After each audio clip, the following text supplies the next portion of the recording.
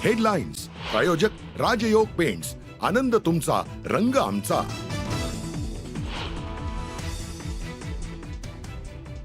Inch inch भूमि पर से आतंकवाद को मूल समेत उखाड़ने का हमारा संकल्प है और वो सिद्ध होकर रहे। पहलगामच्या हल्ल्यानंतर गृहमंत्री अमित शहानी पाकिस्तानला दिला इशारा।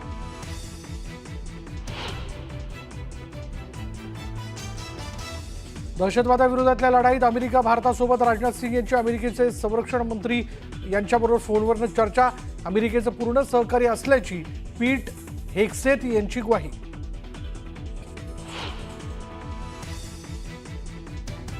इन लोगों को ऐसा जवाब मिलना चाहिए, छोटी मोटी बात से सुनने वाले नहीं है, कि इन्हें याद रहे।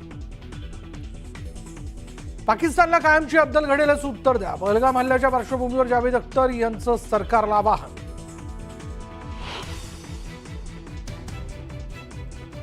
भारताच्या कडक इशाऱ्यानंतर पाकिस्तानची पळताभुई थोडी। युद्धाच्या भीतीनं खैबर पख्तूनवा मधील 29 जिल्ह्यात बसवले वॉर सायरन।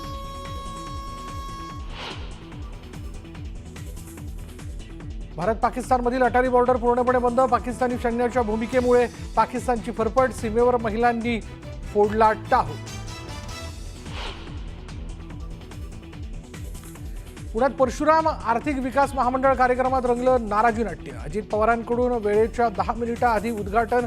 खासदार मेधा कुलकर्णींचा अजितदादांसमोर नाराजीचा सूर।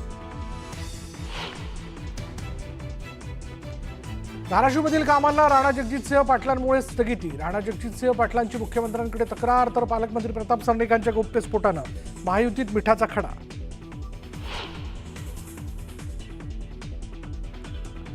एमआयएमच्या इम्तियाज जलील यांची वक्फ बोर्डाच्या अधिकाऱ्याला धमकी। संभाजीनगरमध्ये वक्फ जागेवर शासकीय बांधकाम करत असल्याचा आरोप। जलील यांचा राडा।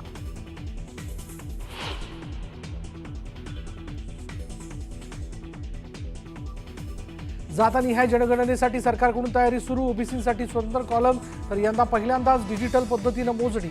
एआय तंत्रज्ञानाचाही वापर करणार।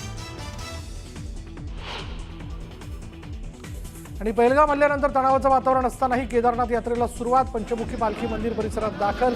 भाविकांची मोठी गर्दी।